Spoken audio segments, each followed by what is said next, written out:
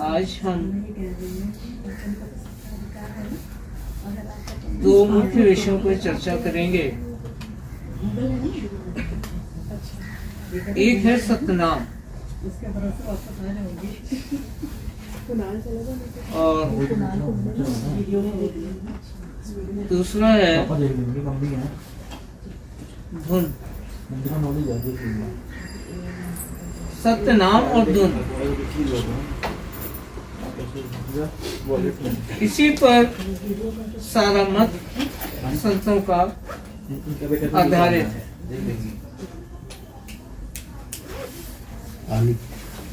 सतनाम की बख्शीश के बिना कमाई नहीं हो सकती और नाम की कमाई के बिना धुन नहीं हो सकती।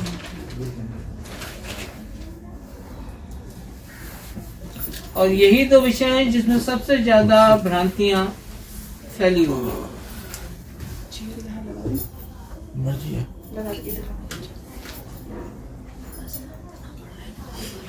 भ्रांतियां यानी कंफ्यूजन।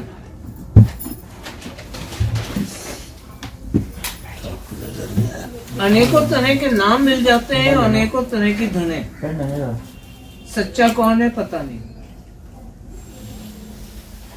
और हर कोई अपने को सच्चा कहता है। यही नाम सच्चा है, यही शब्द सच्चा है।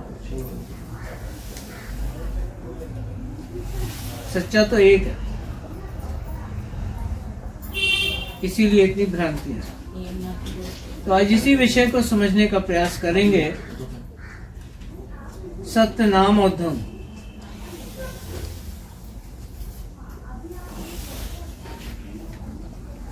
संतों का बख्शा हुआ नाम अगोचर है। अगोचर यानी जो दिखाई नहीं पड़ता।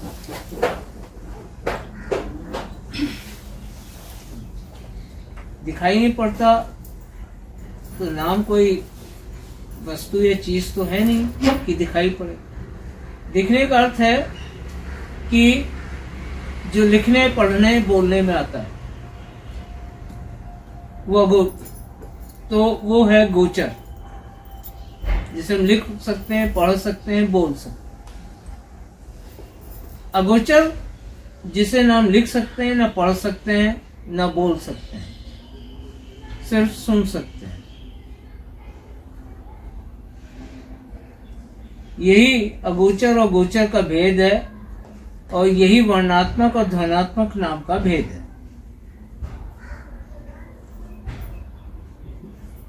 न ही किसी साधन से आवाज करके इसे पैदा किया जा सकता है, जबकि देखा कि वेद का नाम गोचर है। वेद जिस नाम की महिमा करता है वो गोचर है।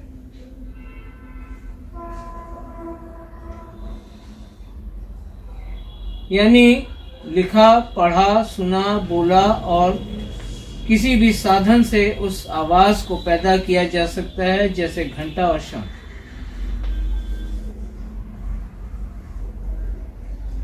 शंख ध्वनि ओम का परिचायक है। ये जो ओंकार है ना, ओम की ध्वनि, वही शंख के द्वारा उत्पन्न की जाती है। तो वेद का नाम तो गोचर है, जैसे कि शंख ध्वनि। तो जो नाम गोचर है वो सत्य नहीं हो सकता, क्योंकि जो प्रकट किया जा सकता है उसका अंत भी हो सकता है और होता है, क्योंकि वो प्रकट किया हुआ है।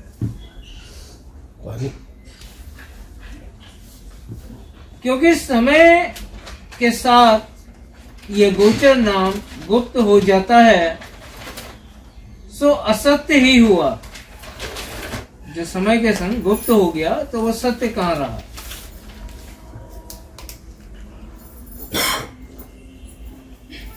तो उस नाम का जो घाट है, मुकाम है, स्थान है और रूप बताया जाता है, वो सब भी जाता रहा, और जाता रहा तो असत्य ही हुआ। जबकि संतों का बख्शा हुआ नाम एक सत्य अनुभव है और उसका स्वरूप भी अंतर में प्रकट है, तो उसका मुकाम भी सत्य सिद्ध हुआ।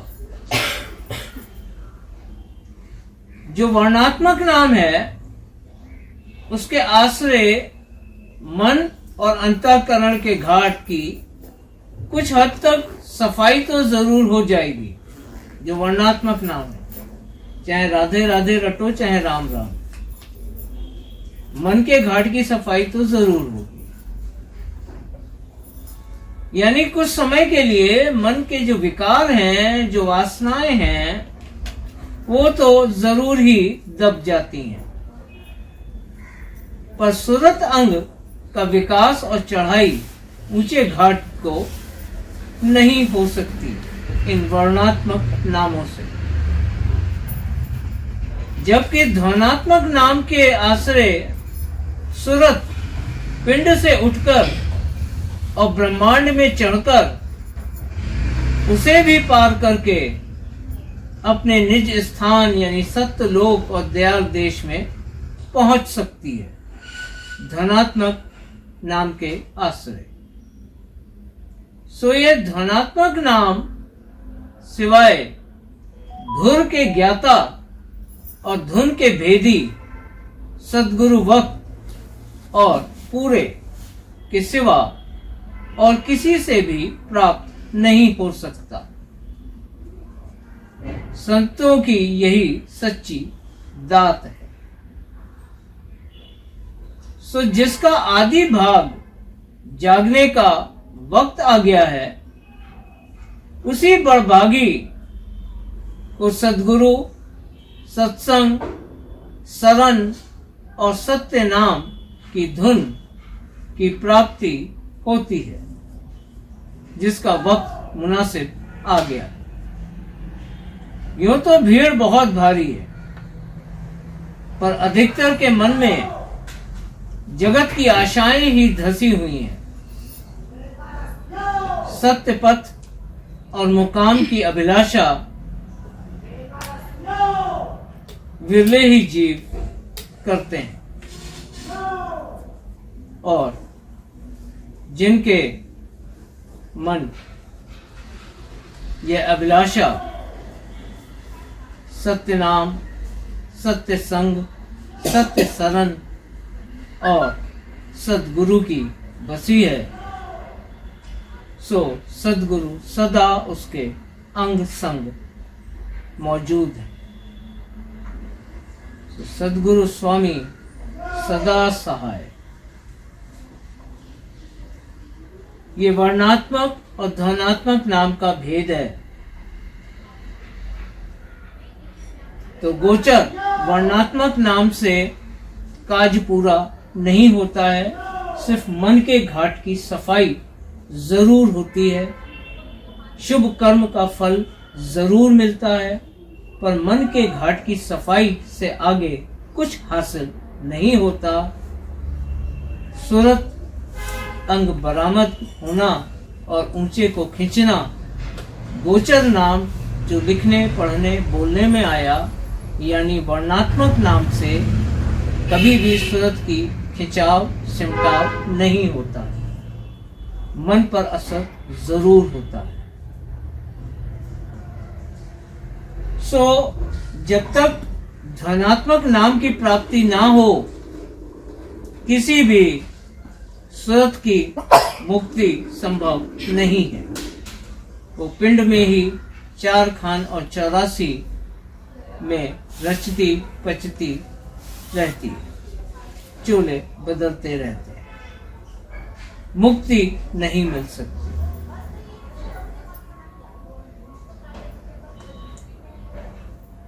मोक्ष के द्वार कलयुग में बंद है। ये कल्पना करना इस कलयुग में कि मोक्ष की प्राप्ति होगी, अपने आप को धोखा देना और छलावा है।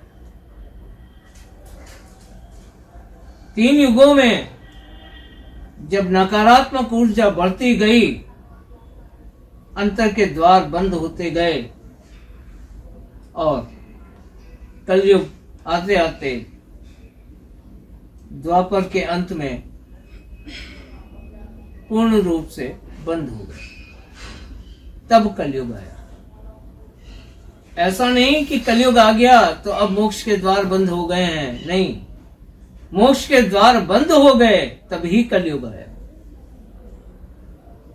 सो हमारे ऋषि मुनियों और वेद के ज्ञाताओं ने वेद शास्त्र में साफ तौर पर लिख दिया कि कलयुग नाम आधारा, कलयुग में सिवाय नाम के कोई आधार नहीं है। मोक्ष की कल्पना एक छलावा है।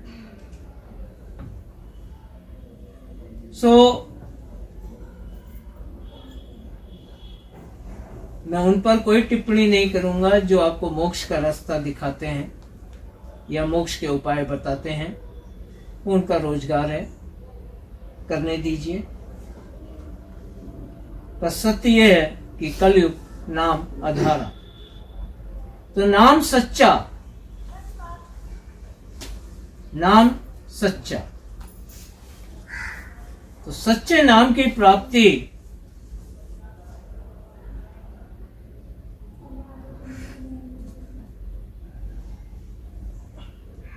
शब्द की धुन है।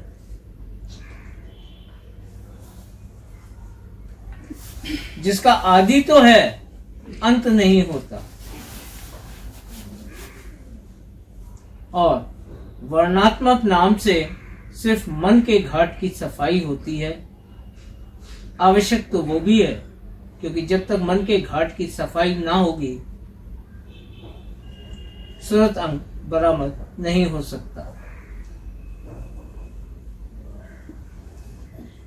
तो वर्णात्मक नाम से सुरत का उद्धार संभव नहीं है, सिर्फ मन की सफाई संभव है। फिर चाहे राधे राधे लिखो, पढ़ो, बोलो, राम राम जपो या राधा स्वामी नाम का जाप करो। राधा स्वामी नाम भी जो लिखने, पढ़ने और बोलने में आया सो वर्णात्मक गाया। वर्णात्मक जिसे आप लिख रहे हैं, बोल रहे हैं, पढ़ रहे हैं, वो वर्णात्मक है, धनात्मक नहीं है। तो धनात्मक राधा स्वामी नाम की प्राप्ति कैसे हो सकती है? उसकी विधि है। उस विधि द्वारा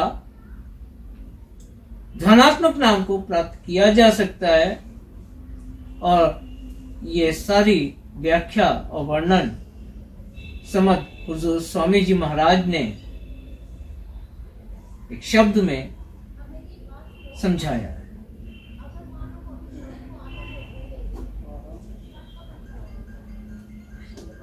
अभी जो मैंने आपको सत्यनाम के विषय में बताया, वो सार्वचन वार्तिक, जो सार्वचन वार्तिक पोथी है, उसका वचन संख्या 260 आपके पास वो पोथी होगी, आप उसमें पढ़ेंगे तो अभी तक जो मैंने वर्णात्मक और धनात्मक के विषय में कहा है वो वचन 260 है। सार्वचन वार्तिक भाग 2।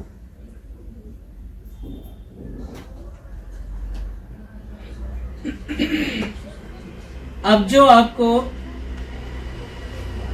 सुमरन का तरीका, विधि मालिक ने बताई है,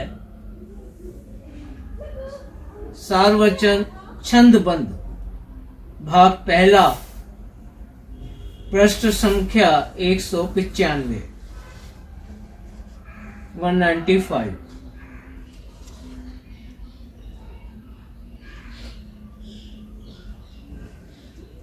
ये 10वां वचन है, नाम निर्णय। इस निर्णय शब्द और नाम का, इसका पहला शब्द है छंदबंद भाग 1, पृष्ठ संख्या 195। नाम निर्णय करूं भाई, दुधा विधि भेद बतलाई। इसमें इसकी शुरुआती कड़ियों में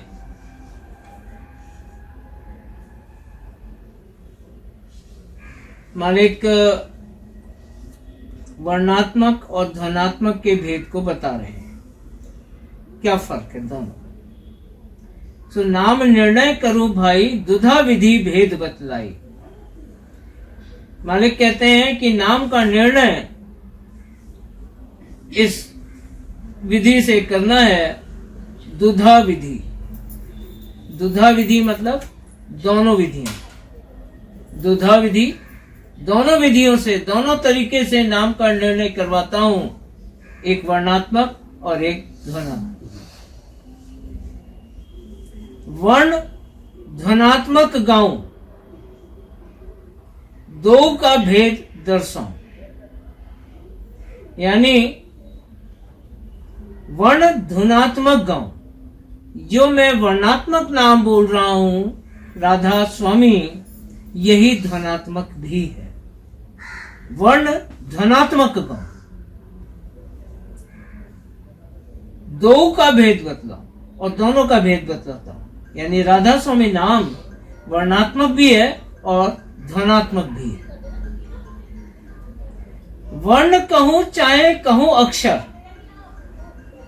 जो बोला जाए रसना कर। अब इसे वर्ण कहो या अक्षर कहो, जो कि रसना कर जबान द्वारा बोला जा सकता है, यही वर्ण है, यही अक्षर, जिसे आप जबान से बोला जाए, जो रसना कर।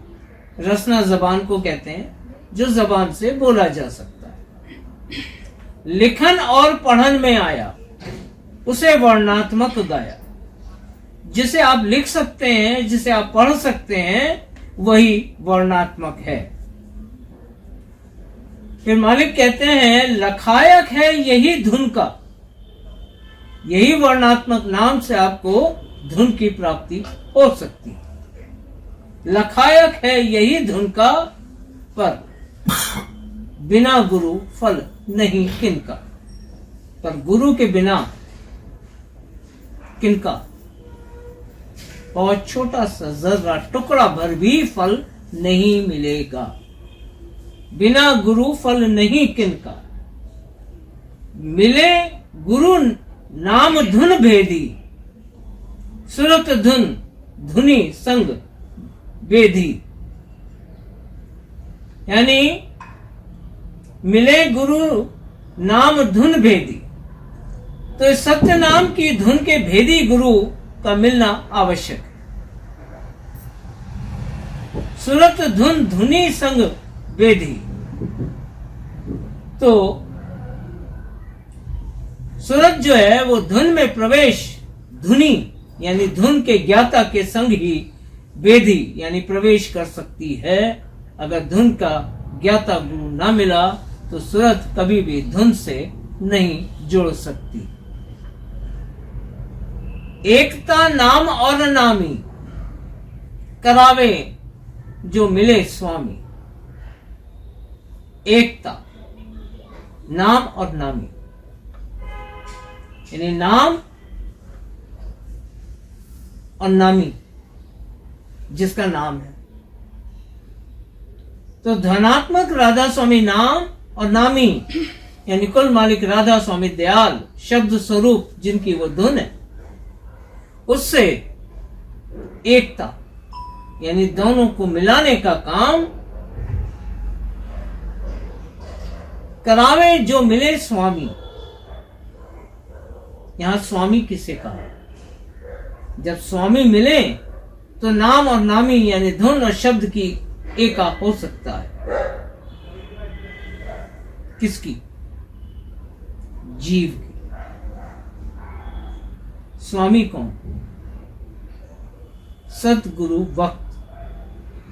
क्योंकि जीव का स्वामी जगत में सतगुरु भक्त हैं, और सुरत अंग जब बरामद होता है तो सुरत के स्वामी राधा स्वामी दयाल।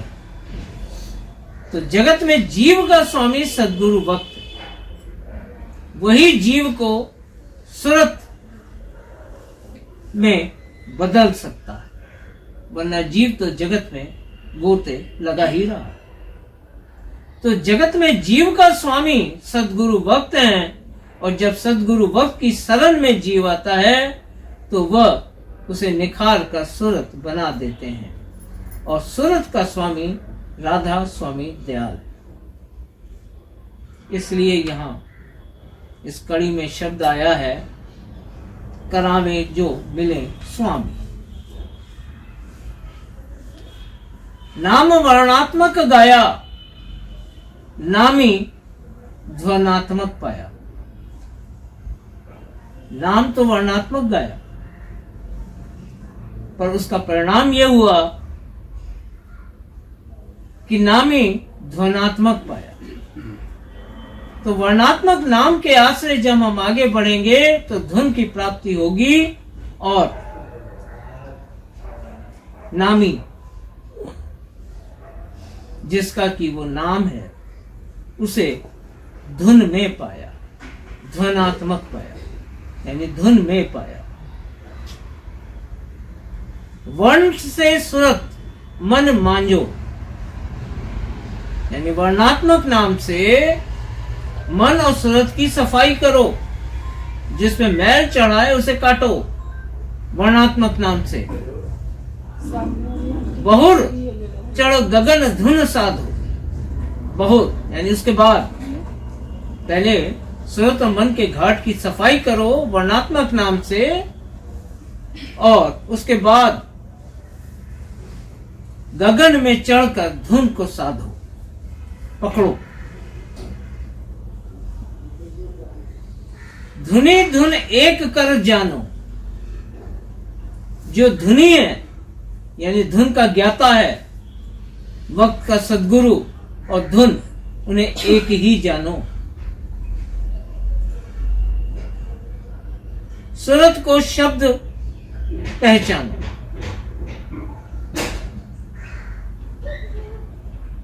धुनी धुन एक कर जानो। धुनी यानी धुन के ज्ञाता, वक्त के सद्गुरु, और अंतर में गाज रही धुन, दोनों एक है, अलग अलग नहीं है। सद्गुरु शब्द स्वरूप है, देह स्वरूप नहीं है। देह में तो वो धार आन समाई है, इसलिए वो वक्त के सद्गुरु।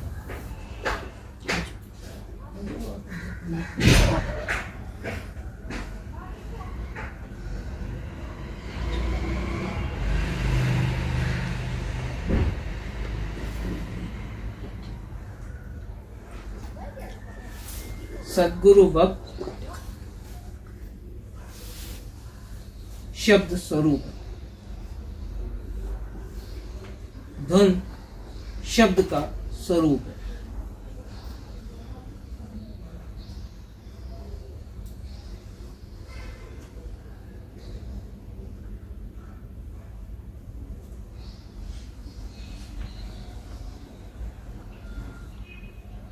ये अगर वाकई अपने जीव का उद्धार हम चाहते हैं तो इस वक्त जिस कड़ी का पाठ कर रहे हैं वो राधा स्वामी मत का आधार है। अगर इसे ध्यान से ना समझा तो हम सिर्फ हाजिरी ही लगाते रहेंगे, पाएंगे कुछ भी नहीं, मिलेगा कुछ भी नहीं, कर पाएंगे कुछ भी नहीं। तो ये शब्द इस पूरे मत का आधार है। इस बात का ध्यान रखकर ही सुनिए और समझिएगा।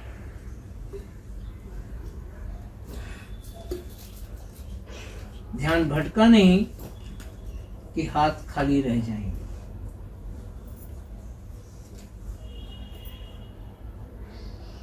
सद्गुरु शब्द स्वरूप है, शब्द मालिक है, सद्गुरु मालिक का स्वरूप है, और धुन शब्द का स्वरूप है। शब्द से ही धुन निकली है, शब्द मालिक शब्द स्वरूप सद्गुरु और शब्द स्वरूप धुन। तो जो आपके अंतर में धुन गाज रही है वही सद्गुरु का स्वरूप है, और जो आपको देह रूप में सामने दिख रहा है वो उनका रूप है। देह रूप में जो सामने है वो उनका रूप है, पर उनका वास्तविक स्वरूप जो है वो धुन है। तो सद्गुरु और धुन एक। धुनी यानी धुन के ज्ञाता सद्गुरु भक्त, और धुन एक कर जानो। साफ बताया मालिक ने, इनमें कोई फर्क नहीं है।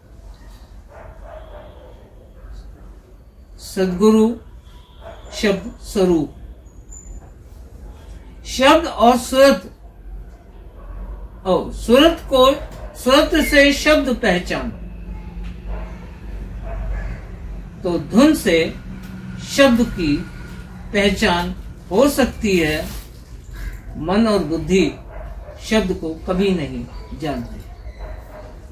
अगर शब्द से जुड़ना है तो धुन की डोर को थामना ही पड़ेगा, और धुन की डोर को थामकर ही शब्द खुल सकता है। सद्गुरु के बिना किसी जीव का उद्धार हो नहीं सकता। वही धुन वही शब्द तक पहुंचा सकता, वही शब्द स्वरूप है, वही शब्द से जोड़ सकता है। शब्द और सुरत भय एका, नाम ध्वनात्मक देखा। तो जब आपकी सुरत शब्द धुन से जुड़ती है तभी उसमें लीन हो सकती है, यानी सुरत शब्द एक हो सकते हैं। ये धुन का महत्व है। गुरु बिन और बिना करनी, मिले कस कहो यह रहनी। सो गुरु के बिना और गुरु के वचनों पर अमल किए बिना, यानी करनी किए बिना, मिले कस कहो यह रहनी, यह स्थिति आपको प्राप्त नहीं हो सकती कि आपकी सूरत शब्द से जुड़ सके और अंतर में धुन खुल सके। तो गुरु और गुरु के वचन पर अमल करके ही अंतर के पट खुल सकते हैं, आप तो नहीं खोल सकते।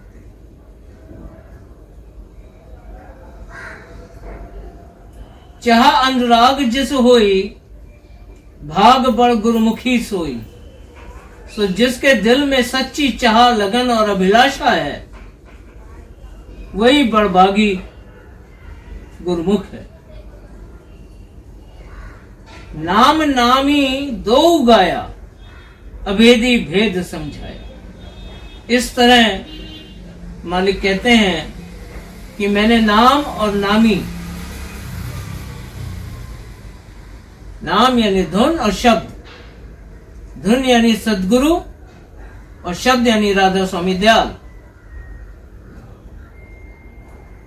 नाम नामी दो गाया, यानी इस तरह मैंने सूरत और शब्द, सद्गुरु और मालिक का भेद दोनों बताया, अभेदी भेद समझाया।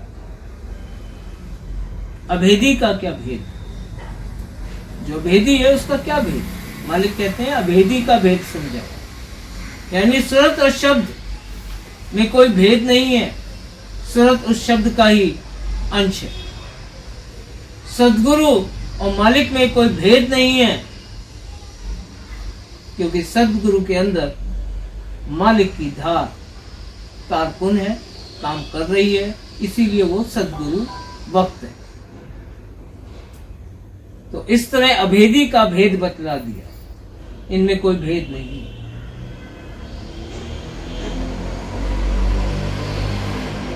गुरु की मौज में सब कुछ, जिसे चाहे करे गुरुमुख। तो गुरु की मौज में सब कुछ है, जिसे चाहे उसे गुरुमुख बना सकता। यहां थोड़ा समझिए मौज क्या है। मौज इच्छा नहीं होती। मौज का मतलब हम आज तक इच्छा समझते आए हैं, बात बात में बोलते हैं मालिक की मौज, यानी मालिक की इच्छा। मौज का अर्थ इच्छा नहीं है, ना सदगुरु की ना मालिक की। मालिक की मौज कहा तो मालिक की इच्छा नहीं, मालिक मन नहीं है, इच्छा मन की हो। तो मालिक की इच्छा नहीं है मौज का मतलब, और सदगुरु की मौज होती ही नहीं, क्योंकि सदगुरु मालिक के अधीन है, उनकी अपनी कोई इच्छा नहीं। तो मौज की, मौज का मतलब होता है चैतन्य सामर्थ्य। जो हुआ मालिक की मौज से हुआ, यानी मालिक की सामर्थ्य से हुआ, मेरे किए नहीं हुआ। यह है मालिक की मौज। सदगुरु की मौज यानी सदगुरु का चैतन्य बल है ना। गुरु की मौज में सब कुछ, क्योंकि जो कुछ होता है एक भक्त एक शिष्य के साथ उसके अंतर में, वो सदगुरु के निज बल से ही होता है। जीव में इतना बल नहीं है कि सतलोक के द्वार खोल सके। गुरु की मौज में सब कुछ, जिसे चाहे करें गुरु, जिसे चाहे करें गुरुमुख। तो क्या फिर वही प्रश्न है कि क्या गुरु की इच्छा है कि मैं इसे गुरुमुख बनाऊंगा या उसको गुरुमुख बनाऊंगा या आपको, या जिसे चाहे करें गुरुमुख। तो इसका भाव ये है कि ये आप कोई भी जो खुद को गुरु के योग्य बना लेगा वो गुरुमुख बन जाएगा। जो उस गुरु के निज बल और सामर्थ्य को पाने की योग्यता रखेगा वही गुरुमुख बनेगा, पर बनेगा मौज। तो हमें इस योग्य अपने आप को बनाना है कि हम उस बल को अपने में समा सकें, पा सकें, हजम कर सकें, तो हम वही गुरुमुख। यहाँ कोई शंका कोई प्रश्न है किसी के अंदर? बाद में पूछिए।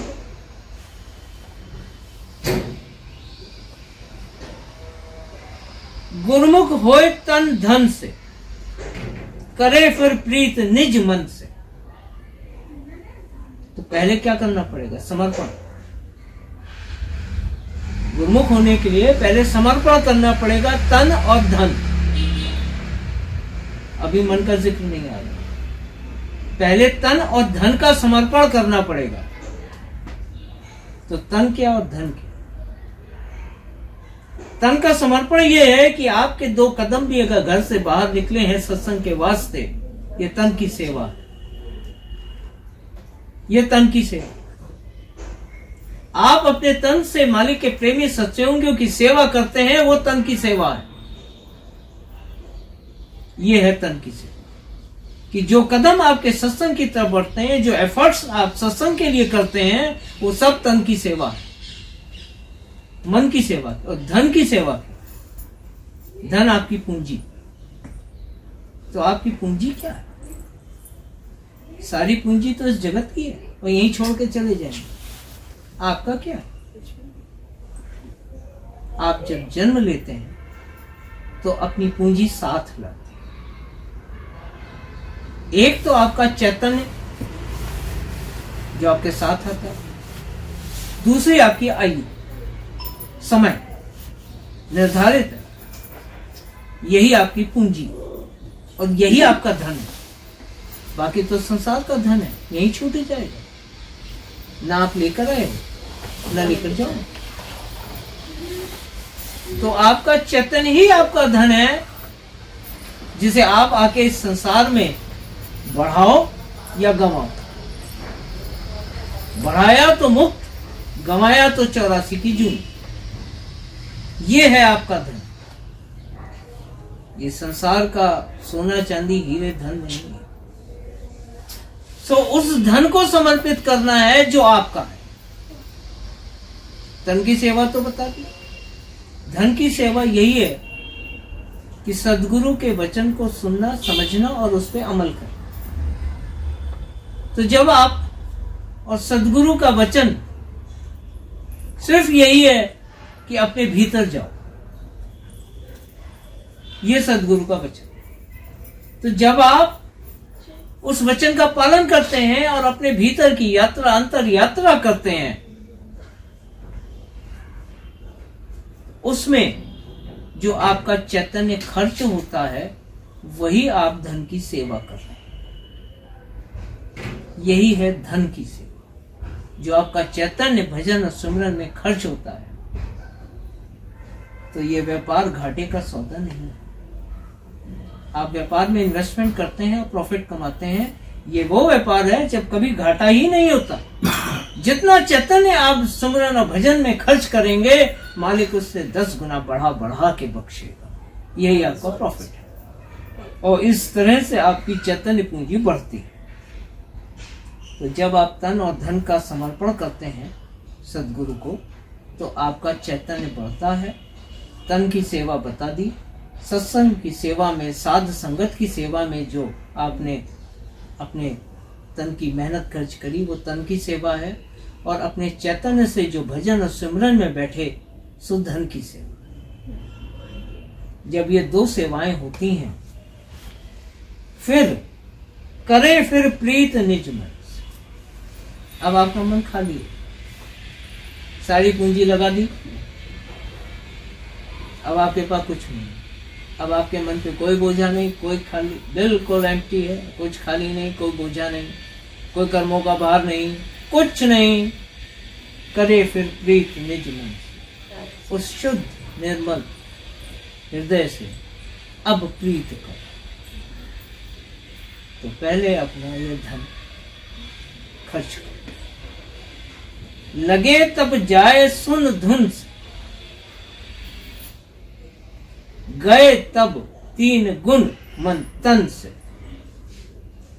तो इस स्थिति में तन, धन और मन की सेवा के बाद तब आप धुन से जुड़ पाते हैं। तब आपके अंदर जब मन के विकार और मैल छट जाते हैं, तो अंतर से सूर्य का प्रकाश होता है, प्रफुल्लित स्फुल्लित स्फुटित होती, प्रकाशित होती है सूर्य, क्योंकि ऊपर से मैल आपने काट। लगे तब जाए सुन धुन से, तब धुन को सुनने में मन लगेगा और धुन प्रकट होगी। गए तब 3 गुण तन से, तब ये जो 3 गुण हैं वो आपके तन से खत्म हो जाते हैं। राजस, तामस, सात्विक। इस त्रिगुणात्मक सत्ता से आप न्यारे हो जाते हैं और निर्गुण हो जाते हैं, गुण रहित हो जाते हैं।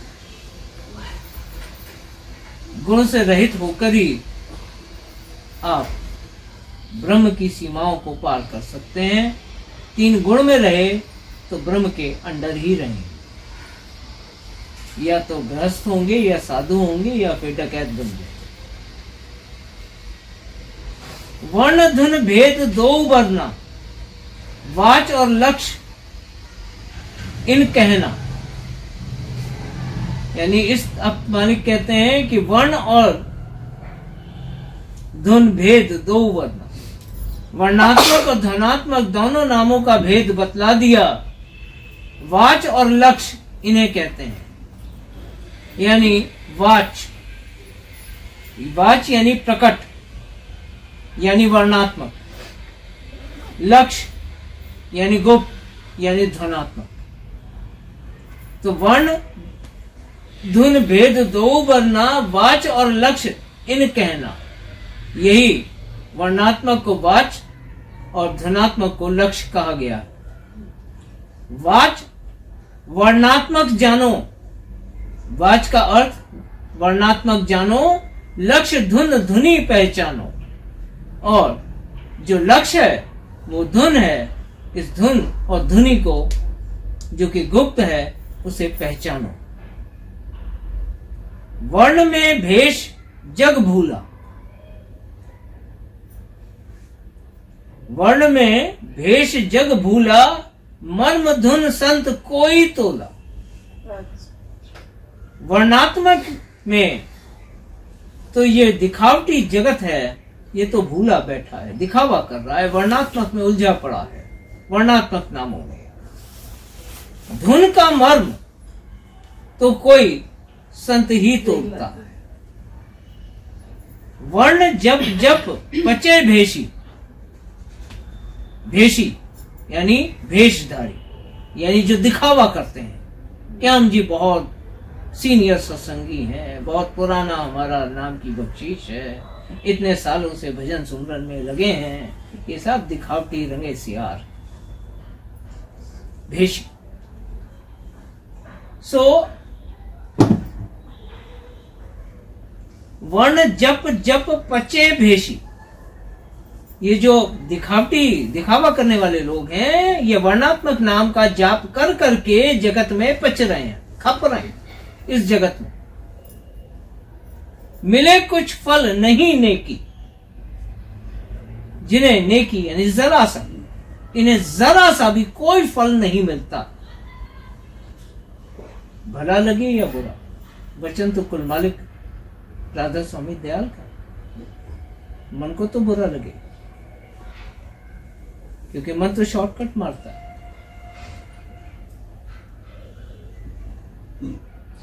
सो मिले कुछ फल नहीं नेकी, भेद धुन का नहीं पाया, नाम फल हाथ नहीं आया। ऐसे लोगों को जो वर्णात्मक नाम में पच रहे हैं और जाप कर करके दिखावा कर रहे हैं, सो भेद धुन का नहीं पाए। इनको कभी भी वर्णात्मक नाम में जो अटके हुए हैं और धनात्मक की खोज नहीं करते, अपने वक्त के धुन के भेदी के गुरु की जिन्हें जरूरत नहीं है, उन्हें धुन का भेद नहीं मिलता, भेद धुन का नहीं पाया, नाम फल हाथ नहीं आया। तो नाम का जो फल है वो कभी उनके हाथ में नहीं आता। नाम का फल अंतर रस है, उन्हें कभी नहीं मिलता। अहंकार के विष में डूबे रहते हैं, ये हम तो बहुत सीनियर सत्संगी, हमारे आगे ज्यादा बातें ना बनाओ, हमें सब पता है।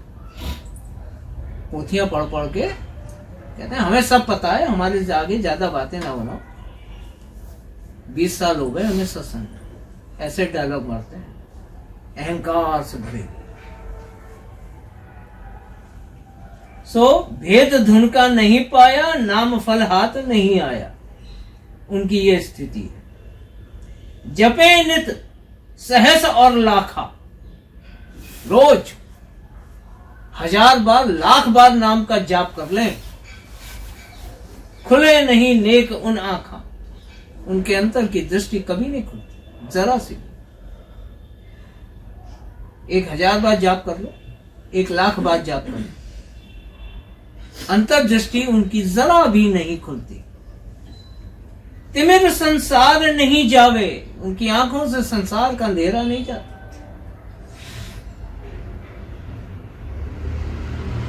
उनकी आंखों से तिमिर अंधेरा संसार नहीं जावे। ये जो संसार का अंधेरा है जिसमें वो डूबे हुए हैं, माया मोह भोग, वो उनकी आंखों से नहीं जाता।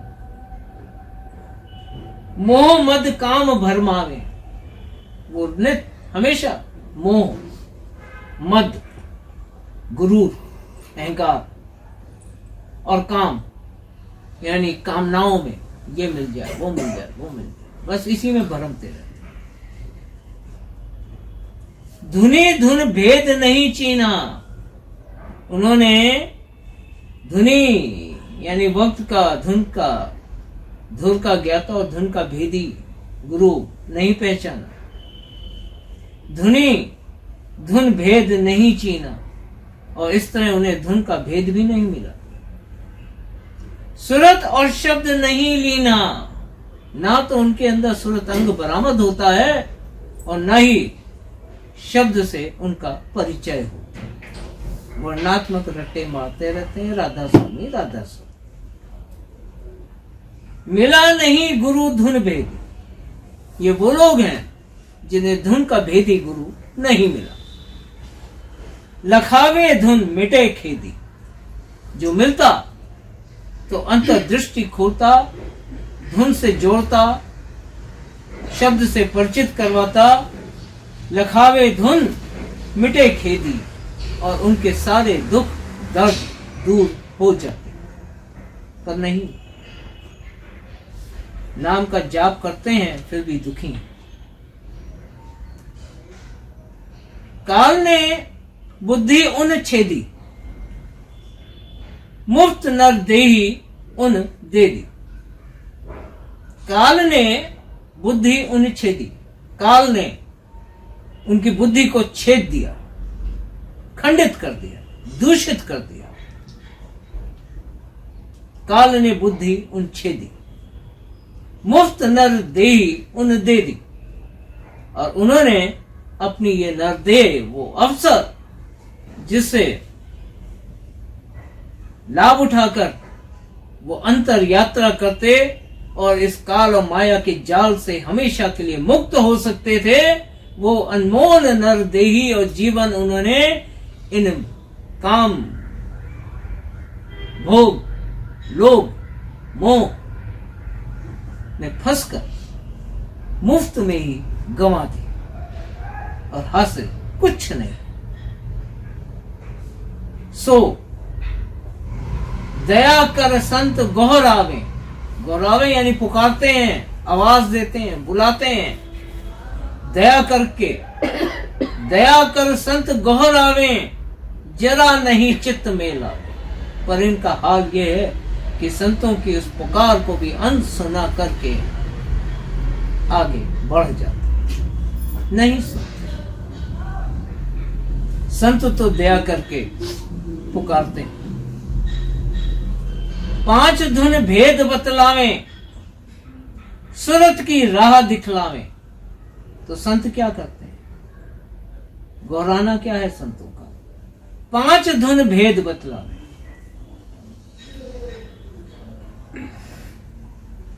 यहां सभी राधा स्वामी मत से परिचित हैं।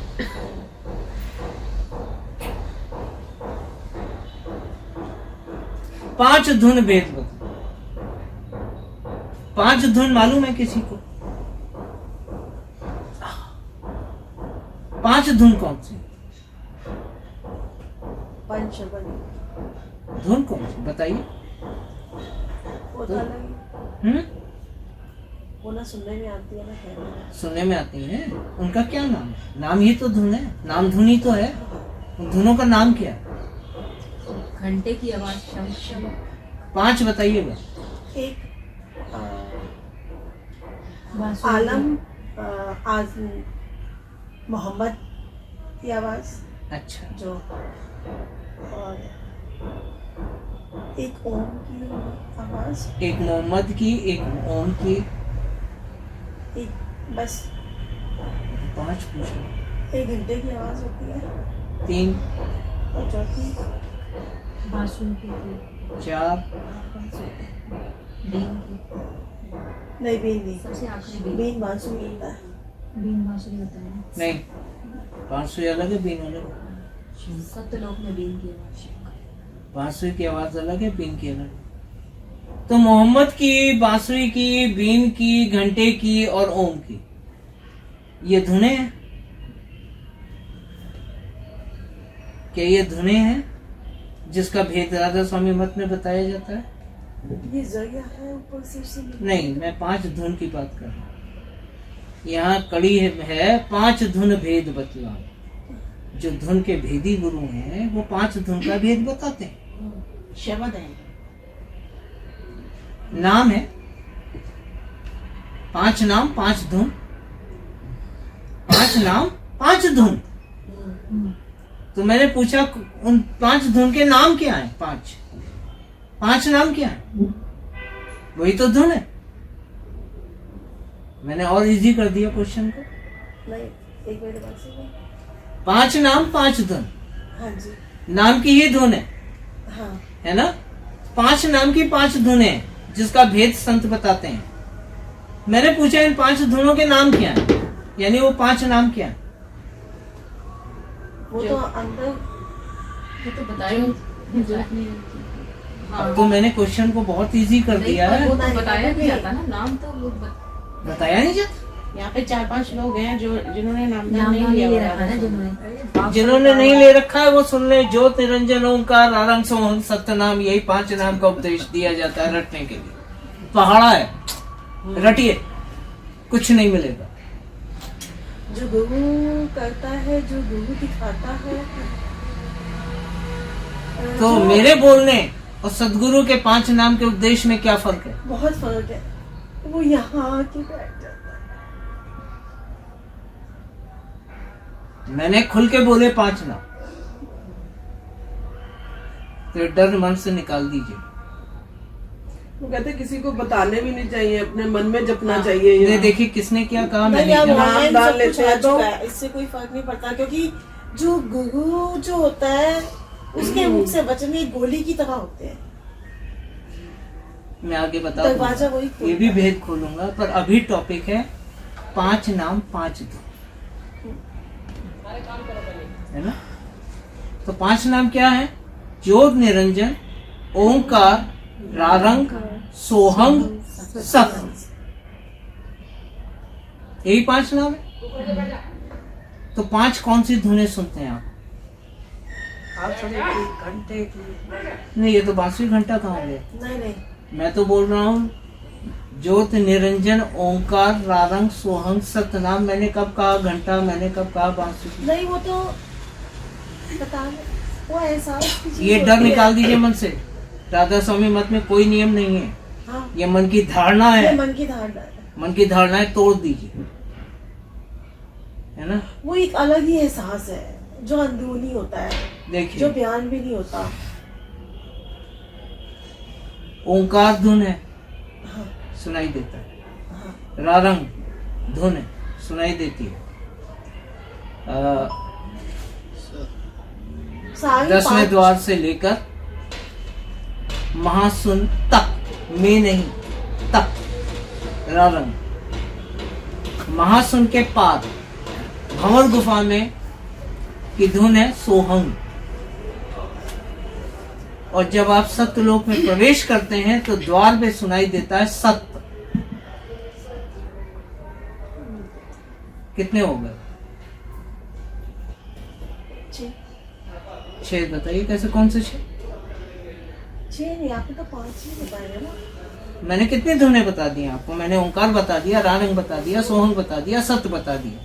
कितने धुन हो गए? 4 5वीं क्या? 5 ही ना होती। यहाँ पे कहा 5वीं का है? आप तो ब्रह्मांड से ऊपर ऊपर चल रहे हैं, फिर लौट के कहां से आ गए यहाँ?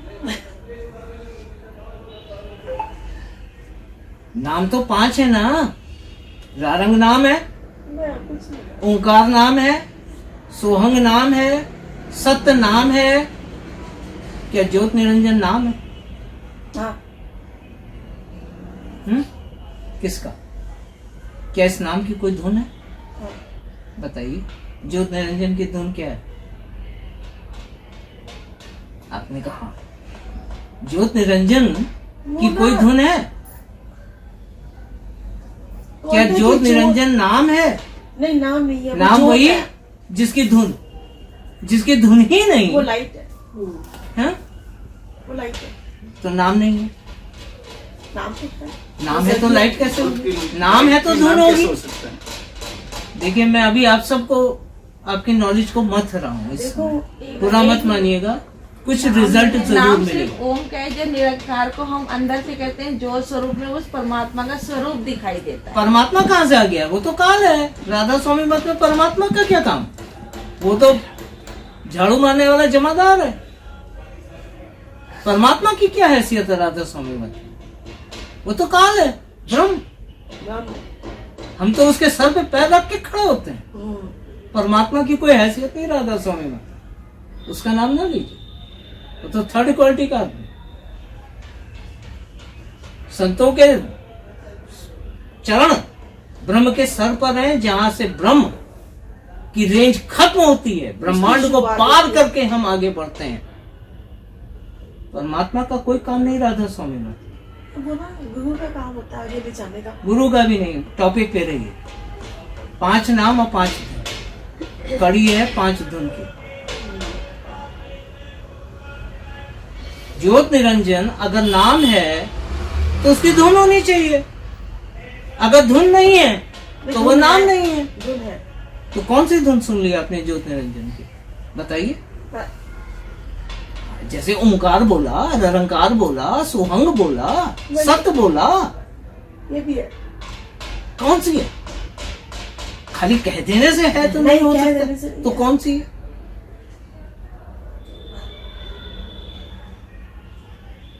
कोई धुन नहीं, क्योंकि ज्योत निरंजन नाम नहीं है। ये शिव ज्योत निरंजन शिव कोई जी का नाम नाम नहीं नहीं है। ज्योत निरंजन एक स्थिति है। ज्योत निरंजन जिसे हम कहते हैं अर्धनारीश्वर। या हाँ सही कह गया। ज्योत और निरंजन का सम्मिलित रूप आगे नागेश्वर है। अर्धनारीश्वर, जिससे इस संपूर्ण ब्रह्मांड की रचना हुई। वो एक स्थिति है जहां ज्योत और निरंजन की धाराएं मिलकर एक हो रही हैं। वो नाम नहीं है, पर हम 5 नाम में बोलते हैं ज्योत निरंजन ओंकार रारंग सोहंग सतनाम, क्योंकि ये नाम अधूरा है। नाम धुन नहीं है। ये नाम अधूरा है। आप माने या ना माने, ये आपकी मर्जी है, क्योंकि ये 5 नाम है ही नहीं, ये तो 4 नाम है। ज्योत निरंजन शिव जी। शिव जी का क्या काम है यहाँ पे? काल का, ये निरंजन- दयाल मत है। निरंजन का निरंजन से काल, काल निरंजन का एक रूप है, तो हम निरंजन की तो पूजा नहीं करते, नहीं। तो फिर यहाँ शिव जी कहाँ से आए? फिर शिव जी कहाँ से आए? हम उससे ऊपर। हम उससे ऊपर। तो हम उससे- 4 नाम का संग्रह है ये, ज्योत निरंजन ओंकार रारंग सोहंग सतनाम। अगर हम इतना जाप कर रहे हैं तो हम 4 नाम का जाप कर रहे हैं। ज्योत निरंजन एक स्थिति है जहां से हम शुरू करते हैं, वो प्लेटफॉर्म है जहां से हम आगे बढ़ते हैं। तो अगर आपको बॉम्बे की ट्रेन पकड़नी है तो आपको स्टेशन जाना पड़ेगा। ज्योत निरंजन वो स्टेशन है जहां से हम यात्रा शुरू करते हैं, इसलिए हमें उस स्टेशन का पता होना जरूरी है। तो 5वां नाम और 5वीं धुन कहाँ? ओंकार धुन है, निरंकार धुन है, सोहंग धुन है, सत्य धुन है, 4। 5वां नाम और 5वीं धुन का भेद गुरु ही देगा और कहीं नहीं मिलेगा। और 5वां नाम पहले दृढ़ कराया जाता है, ये 4 नाम तब खुलते हैं। अगर 5वें नाम यानी लक्ष्य, टारगेट को आपने नहीं साधा पहले, तो आप कहां जाएंगे? तो वो टारगेट पहले सेट कराया जाता है, तब ये 4 नाम खुलते हैं। और वो टारगेट है राधा स्वामी। ये है 5वां नाम, और इसी की धुन का अभ्यास सबसे पहले कराया जाता है, जो आपके अंदर गज रही है, उससे आपको जोड़ा जाता है। जो धुन की अभी धनात्मक नाम की बात हो रही है, ये है 5वां राधा स्वामी नाम और उसकी धुन। इसलिए मालिक कहते हैं धुन का भेदी गुरु ढूंढो, ये नाम का भेदी गुरु मत ढूंढो। नाम देने वाले बहुत हैं दुनिया में। मैंने अभी खुल के बोला ही 5 नाम, जिनको नहीं भी पता था पता लग गया ना। तो मेरे जैसे बहुत है दुनिया में, भरे पड़े। सुना देंगे 5 नाम, 4 नाम, 3 नाम, कितने चाहिए? 6 चाहिए, 7 चाहिए, वो भी मिल जाए। धुन का राधा स्वामी मत धुन पे आधारित है। राधा स्वामी नाम वर्णात्मक है, वही ध्वनात्मक है। इस कड़ी में मालिक ने उसी वर्णात्मक और ध्वनात्मक के भेद को खोला है, पूरी सुमरन विधि खोली है और कहा है कि धुन से जुड़ो, यही 5वां नाम है। सबसे पहले इसकी धारणा दृढ़ करो, क्योंकि यही तुम्हारा लक्ष्य है, इसके बिना बाकी की यात्रा नहीं है। किसी को मेरी बातों का बुरा लगा हो, मैं दिल से माफी चाहूंगा, लेकिन सच तो बोलूंगा, सच तो बोल।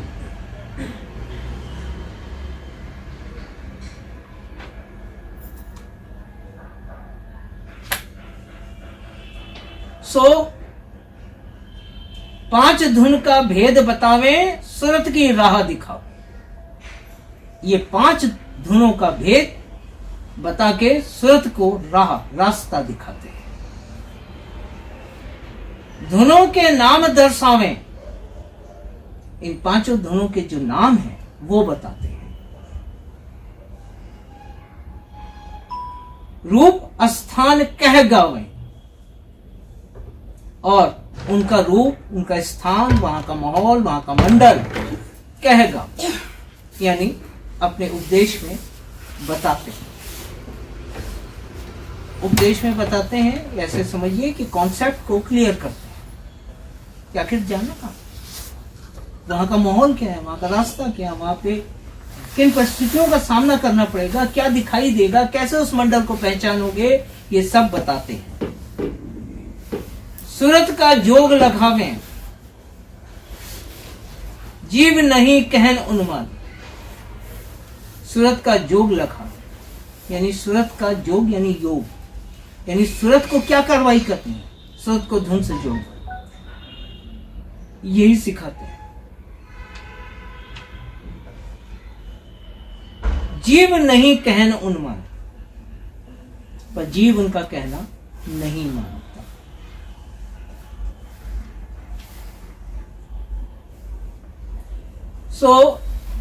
यहां वर्णात्मक और ध्वनात्मक का भेद मालिक ने बताया। सुमरन की विधि और उसके नतीजे बताए, और उससे ना जुड़ने के भी नतीजे बताए कि जुड़ोगे तो क्या लाभ होगा, नहीं जुड़ोगे तो क्या लाभ होगा। यहां तक इतना बताया। अब इसके आगे की कड़ियों में राधा स्वामी मत का उपदेश है। इसके आगे की कड़ियों में राधा स्वामी नाम का उपदेश है।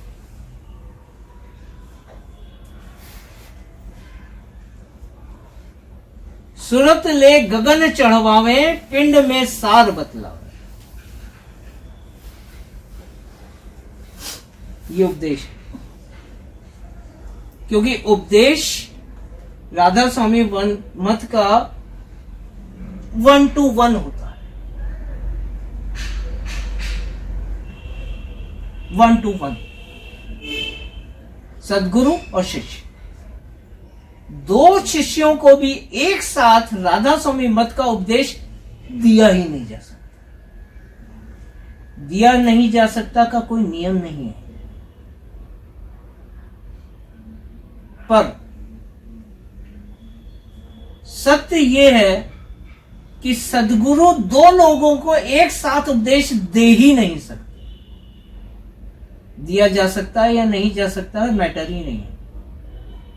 ये व्यवस्था ही ऐसी है चैतन्य की कि सद्गुरु एक वक्त में 2 लोगों को उपदेश दे ही नहीं सकते। क्यों नहीं दे सकते? कोई देगला ही होता है जो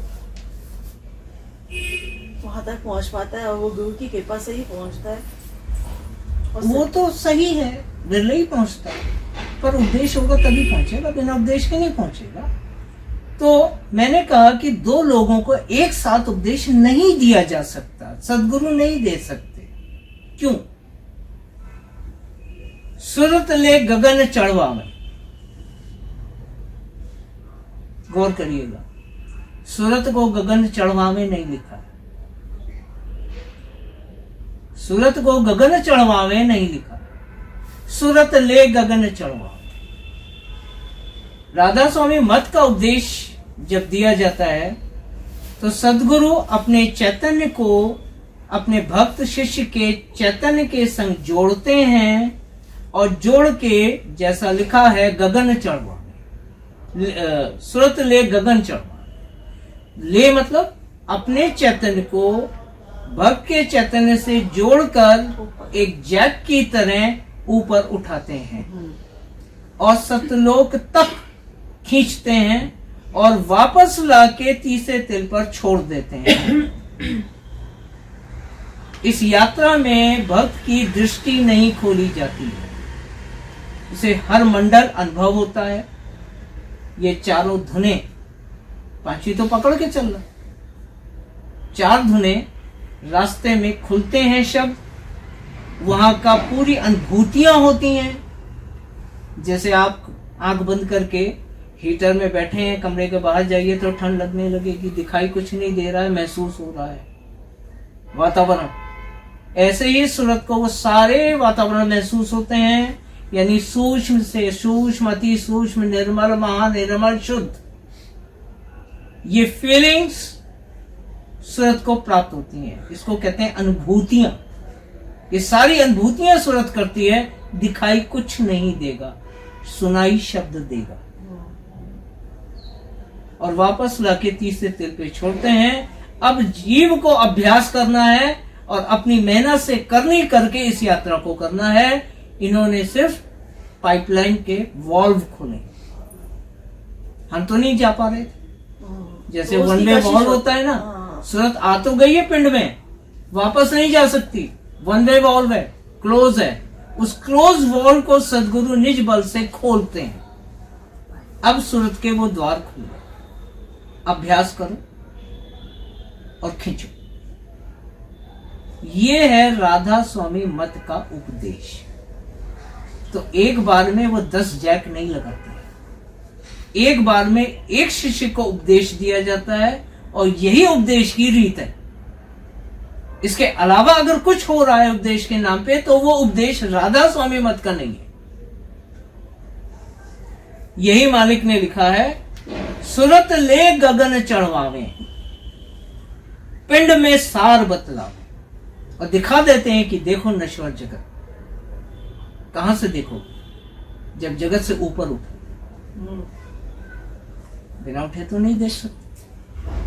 सो पिंड में सार बतलावे, चढ़े ब्रह्मांड तब परखे, सहस दल मध्य कुछ निरखे। अब ये यात्रा हो रही है जो सदगुरु ने जैक लगाया है कि सहस दल कमल पे तीसरे तिल का द्वार खोलते हैं, तब ये यात्रा करवाते हैं। सहस दल कमल कुछ निरखे, यानी वो जो छाया है ब्रह्म की, वो वहां पर आभास होता है।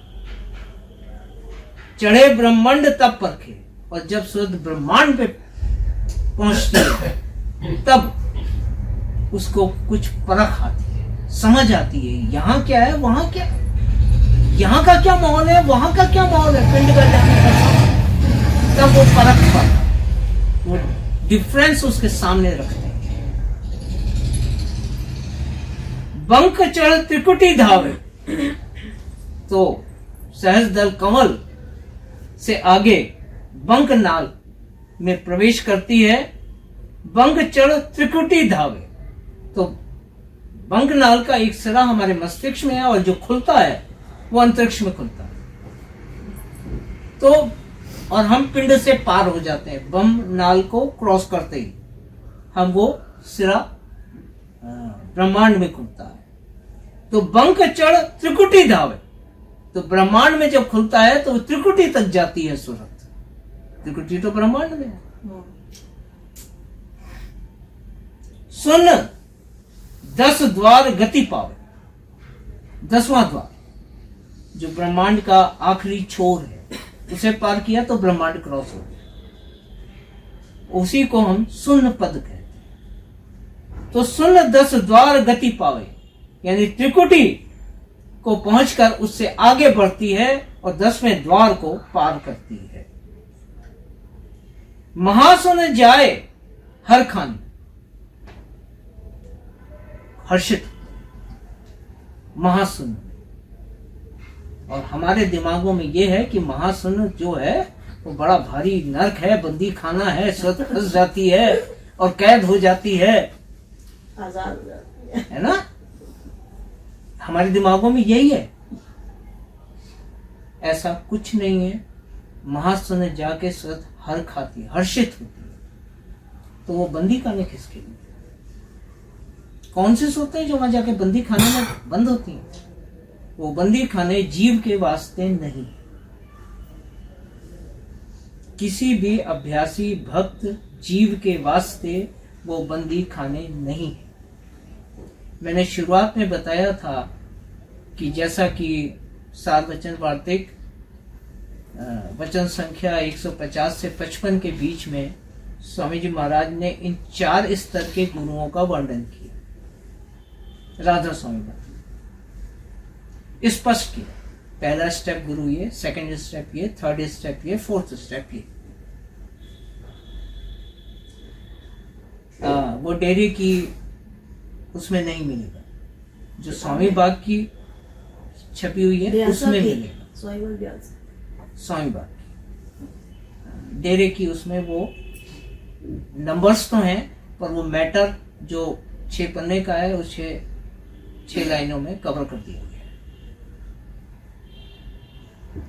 वो 4 स्तर के गुरुओं के वास्ते वो बंदी खाने, जो राधा स्वामी मत के 4 गुरु हैं, उन गुरुओं के वास्ते महासुन के 4 बंदी खाने हैं। तो बड़ी हैरानी की बात है कि गुरु बंदी खाने में, हाँ, वो गुरु जो पहले स्तर के हैं और अपने आप को पूर्ण ज्ञानी बोलते हैं, धोखा देते हैं जीव को मालिक के नाम पर, फरेब करते हैं। स्तर पहला है और पुजवा रहे हैं अपने आप को संत सदगुरु।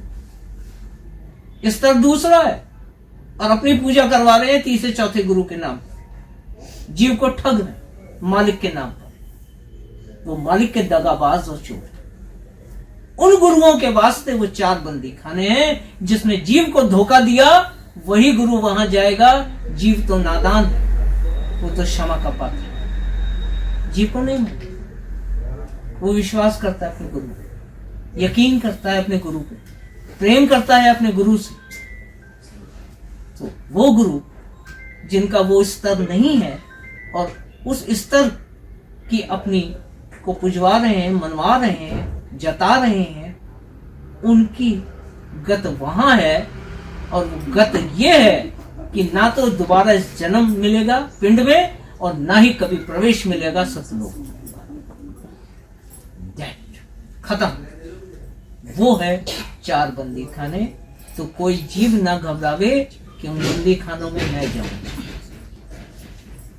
वो जीव किसी जीव के वास्ते बंदी खाने नहीं है। जीव अपने घर से मालिक की खोज में निकलता है। जीव ये सोच के नहीं निकलता कि वो बहुत स्मार्ट गुरु हैं, नहीं, वो अपने दिल में मालिक की खोज लेके निकलता है। उस खोज को जिसने ठगा मालिक के नाम पर, उसके वास्ते वो 4 बंदी खाने हैं। 4 स्तर के गुरु, 4 स्तर के बंदी। सो महासुन जाए हर खाने, खुशी, रिलैक्स। एक पड़ाव पूरा हुआ, अब फाइनल एग्जाम की तैयारी। ऐसा होता है कि आप उसको हाजिर नहीं कर पाते, क्या नहीं हजम कर भाग जाती है कि वो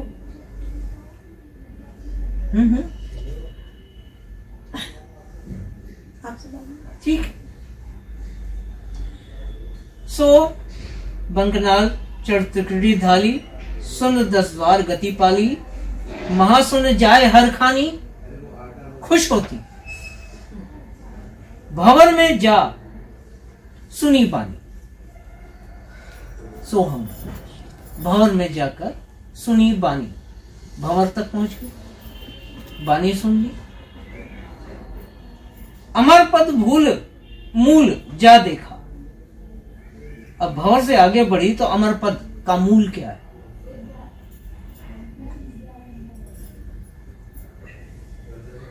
सतलोक का द्वार। अमर पद यानी कुल रूहानी रचना का मूल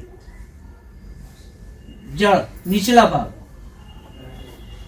अमर पद मूल जा देखा, बीन धुन मिला लेखा, बीन धुन का मिला लेखा। तो वहां उसे बीन की धुन सुनाई, बीन की धुन सुनाई पड़ी। अलख और अगम भी पेखा, देखा नहीं, पेखा। अलख और अगम भी पेखा, पेखा मतलब क्या? देख कर परखा। अच्छा, सतलोक पे जब सूरत पहुंचती है तो अगम और अलख को परखती है, देखती है, पहुंचती नहीं। नाम का मूल अब देखा, नाम का जो मूल है, कहां से नाम प्रकट हो रहा है, वो अब जाना, क्योंकि नाम सतलोक से प्रकट हो रहा है। अलख और अगम में कोई आवाज, ध्वनि, धुन नहीं है। नाम सतलोक में प्रकट है, इसीलिए सत नाम वही जो सतलोक में प्रकट है। नाम का मूल अब पे देखा, और ऊपर अलख और अगम पेखा, परखा, देखा, पहुंचे नहीं। कहूं क्या खोल राधा स्वामी, सैन यह समझ परमान। अब राधा स्वामी का भेद खोलकर क्या कहूं, कहूं क्या खोल राधा स्वामी, राधा स्वामी का भेद खोलकर क्या कहूं, सैन या समझ परमानी, यानी इशारों में इस बात के को प्रमाण मान लो। तो यहां हम धुर तो पहुंचे इस कड़ी में, अलग अवगम तो पहुंचे ही नहीं, ये तो सतलोक पे आके एंड हो गई। क्यों? यही वो यात्रा है जो सदगुरु निज बल से उपदेश देते वक्त सूरत को खींच के सतलोक तक लाते हैं। तो रास्ते में किस किस दौर से सूरत गुजरती है उसका वर्णन किया गया कि जब आपको उपदेश दिया जाएगा तो यहाँ तक की यात्रा करवाई जाएगी। गई थी नामदान में बाबा जी के पास, तो देखो वो प्रवचन दे गए थे ना, मेरे को नींद आ गई थी। बस मुझे इतना ही ध्यान रहा, आंखें बंद करती थी, सूख जाएगी तब तक, वो जाएगी मेल्ट होने नहीं आना हो जाए ना, शपथ एक इसमें तो बाद में दिखा देंगे। तो ये देख लो, इस कड़ी में जो वर्णन है वो बात उपदेश, प्रोग्रेस लगा देता हूँ। जब ये शुरू हुई थी कड़ियां, मैंने कहा था यहाँ से उपदेश, उपदेश के वक्त आपको इस सूरत को सतलोक तक ले जाया जाता है, जहाँ से आप परखते हैं अलग अलग। तो ये उस उपदेश का वर्णन। तो इस पूरे शब्द में सुमरन, वर्णात्मक ध्वनात्मक का भेद, सुमरन की विधि और विधि पूर्वक सुमरन ना करने का परिणाम, राधा स्वामी मत का उपदेश और उपदेश के वक्त सूरत की क्या स्थिति होती है उसका वर्णन है। आप इस शब्द में ये तीन चीजें पाते हैं। तो राधा स्वामी मत का उपदेश ये है कि सारी यात्रा आपको करवाई जाएगी और वापस ले आया जाएगा, सारी अनुभूतियां होंगी, अंतर्दृष्टि जैसे जैसे आपका अंतर में खिंचाव होता जाएगा, दृष्टि खुलती जाएगी और सब कुछ जो आप अभी तक अनुभूत कर रहे थे वो अनुभव करने लगेंगे। अभी अनुभव नहीं किया था, अभी अनुभूत किया। दृष्टि खुलेगी तो आपके लिए अनुभव शुरू।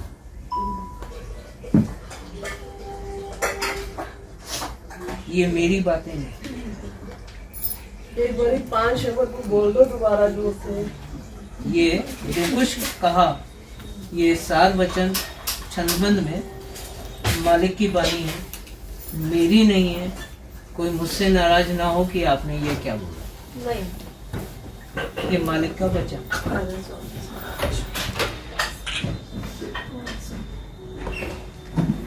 देखिए 5 नाम,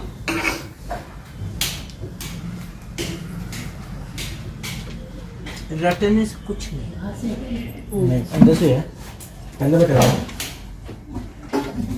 पोथियों में लिखे, एक नहीं कई जगह लिखे हैं।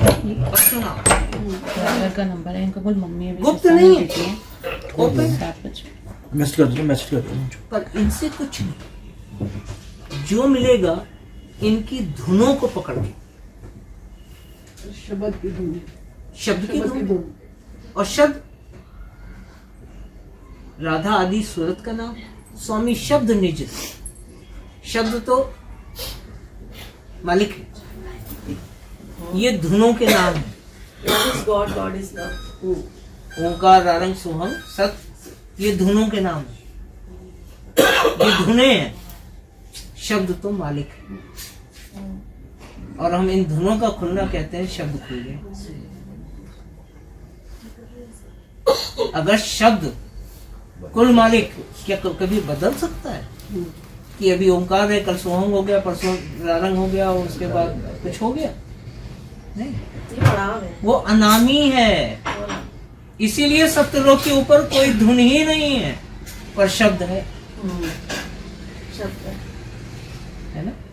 तो ये धुने हैं, शब्द तो मालिक है। तो अगर कुछ अभी तक हमारे दिमागों में कुछ चल रहा हो तो इस शब्द को पढ़ लीजिएगा बार बार, क्लियरिटी आती जाएगी। इसी को पढ़ के बोला है मैंने, और तो कुछ बोला नहीं, है ना? तो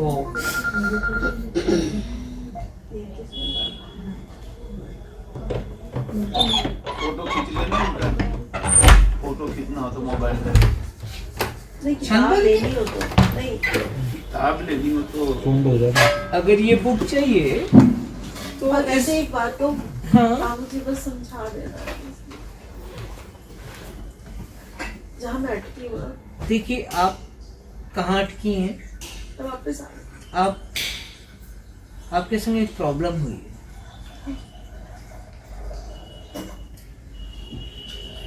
मैं बहुत अच्छी रास्ते जा रही थी, हाँ वही प्रॉब्लम हो गई आपके साथ, क्योंकि आप बहुत अच्छे से तरक्की कर रहे थे। मैं बहुतों को लेके जा रही थी, मैं कहेगी लोग आगे चले, आप किसी को लेकर नहीं जा रहे? नहीं मैं नहीं लेके जा रही थी, वो तो वो क्या वाला था, मैं कुछ नहीं, मैं तो सही हूँ। आप आपके संग एक चैतन्य के क्षेत्र में हादसा हो गया, एक्सीडेंट हो गया है, जिस वजह से आप चोटिल हैं और आप उस एक्सीडेंट से जो चोट लगी है उससे क्योर होना चाहती हैं, और आपकी क्योरनेस बहुत इजी है। मैं शक्तियों की तरफ चली गई थी, कोई नहीं, जो कुछ हुआ वो सब सुधर सकता है। तुम जाओ, मैं बहुत गंदी हूँ। वो आप टाइम लगेगा। आप परेशान नहीं होइए, क्योंकि आप सुबह आ जाइए। कभी कभी क्या होता है, हमारी समस्या का समाधान बहुत आसान होता है पर हमें पता नहीं होता। पानी पिलाओ, पानी पिलाओ, पानी पिला दो। भीड़ होगी ना, आप मजा आए। आप अलग से समय ले लेना, और आप परेशान इसलिए ना हो क्योंकि आपकी समस्या का समाधान बहुत आसान है, बस पता नहीं, ठीक है है ना? अभी मुझे सर आपसे मिलने का, वो मौज है, मौज के बिना तो कुछ नहीं होता, है ना? तो आप बिल्कुल चिंता मत करो, बिल्कुल मत करो, है ना? ये आपके आंसू वो गिन रहा है, वो अनजान नहीं है, वो देख रहा है, वो नहीं है, बस उसका समाधान हो जाएगा, बिल्कुल हो जाएगा। 2 लफ्जों की कहानी है, पता नहीं है इसलिए परेशानी है, बस इतनी सी। कोई नहीं, आप शांत हो, पानी पियो, है ना? पानी पी लो, थोड़ा सा पी लो, थोड़ा पानी पी थोड़ा सा पी लीजिए, लो। बस पानी दवाई समझ के पीजिए, क्योंकि ऑक्सीजन मिलती है। कम दवाई पी लो। ऑक्सीजन नहीं देता, नहीं, नहीं यहाँ से मुझे ही पहुँचना है, मुझे ही चलना है। आप परेशान